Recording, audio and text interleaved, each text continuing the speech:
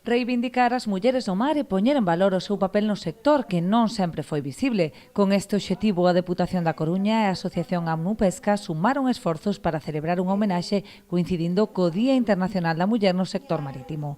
O Coliseo Noela de Noia quedou pequeno para acoller os numerosos asistentes a este encontro, que contou coa presenza de destacadas profesionais.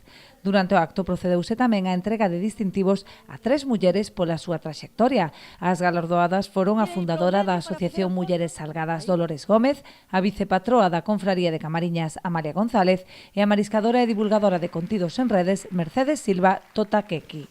Estou moi orgullosa de ser unha bateeira de Rianxo e, desde logo, quero dicir tamén que estamos atravesando no sector pesqueiro uns momentos moi difíciles.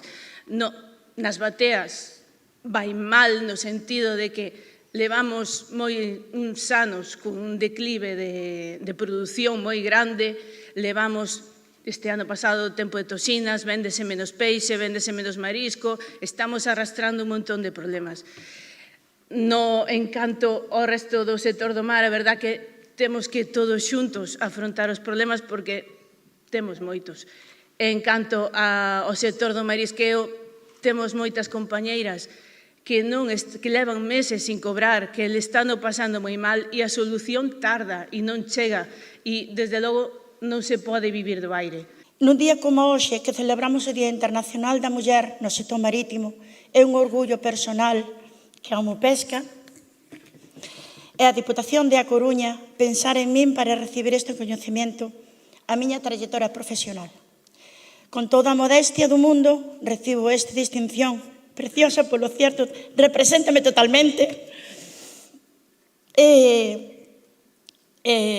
Distinción, dicinllos que son unha muller de pueblo de mar, chamado Camariñas. Este premio, pois, non é só o meu, sino de todas as mulleres que pertenecemos a este sector, pero tamén das que o foron, porque moitas delas sostuveron a economía familiar, como falaron as miñas compañeiras aquí, durante moitísimas generacións, traballando neste sector, e que foron bastante invisibilizadas.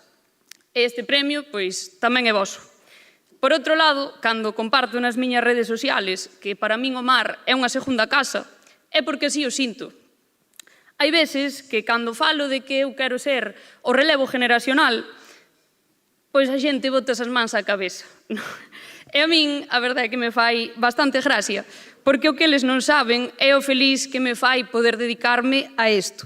Traballar con meu pai, pasar tempo con el, estar neste entorno natural que temos, que a verdade é que é un privilegio, pero é que, cando falo do mar, sempre vou a decir, o mar estuvo para min cando en terra non había nada. E por eso mismo, lle estarei agradecida toda a vida. Por eso tamén me doi moito cando non se lle trata ao mar como se merece, cando os intereses económicos están por encima das persoas e cando reabrir unha mina cargada de metales pesados que acabarían co noso banco marisqueiro e por eso co noso traballo pesa máis que as máis de 1.400 familias que vivimos directamente do marisqueo. O presidente da Deputación foi o encargado de clausurar a xornada, destacando a importancia de todas esas mulleres que sostiveron unha parte esencial da economía para facer da Coruña unha provincia dinámica e puxante. A provincia non se entende sen o mar, sen as lonxas, sen as conserveiras, sen as redeiras, sen as bateeiras, sen as mariscadoras, sen todas esas mulleres que durante anos sostiveron e sosteñen unha parte esencial da nosa economía e moitas veces recibiron menos visibilidade e reconhecemento do que merecían. Por iso tamén ten sentido que por primeira vez celebremos o Día das Mulleres no sector do mar e o fagamos aquí, en Noia, unha vila e unha comarca no que o mar forma parte do modo de vida de miles de persoas, de miles de familias. Hoxe queremos reivindicar esas mulleres, as que tiveron sempre, aínda que o seu papel non sempre fora visible para a sociedade. As mulleres que cosen redes, que clasifican peixe, que traballan na conserva, van á ameixa ou ao berberecho, as bateiras, as que traballan cada día nas lonxas, nas confrarías ou nas propias empresas do mar.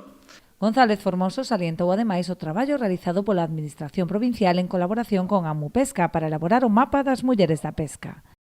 Grazas ao mapa de mulleres da pesca, que hai un par de anos impulsamos dende a Deputación coa colaboración de Amupesca, hoxe temos unha fotografía nítida desa realidade. Sabemos que sodes máis de 6.000 mulleres as que traballades na cadea de valor da pesca na provincia da Coruña e representades ao redor do 42% do sector. Sabemos que no marisqueo a pé e nas redeiras a presencia feminina é de máis do 95%. Por iso é certo o que decía a última premiada, que se necesita máis presenza nas cofradías. É unha anomalía. E, evidentemente, esas voces que se alzan, que veñen aquí a protestar ou que veñen aquí a denunciar unha situación que é moi difícil de soster, cando a túa familia depende no día a día do teu traballo e non hai ingresos, ten que ter a capacidade de facelo tamén directamente dende as cofradías. Ter unha representatividade que seña proporcional, como mínimo, á presenza da muller no sector do mar. Sin dúda alguna, estou totalmente de acordo. É unha anomalía histórica. O máis importante é que o que as cifras demostran, que sin mulleres non hai sector do mar. Durante o encontro abordáronse tamén os retos de futuro que constitúen unha das principais preocupacións do sector, que atravesa uns momentos moi complicados.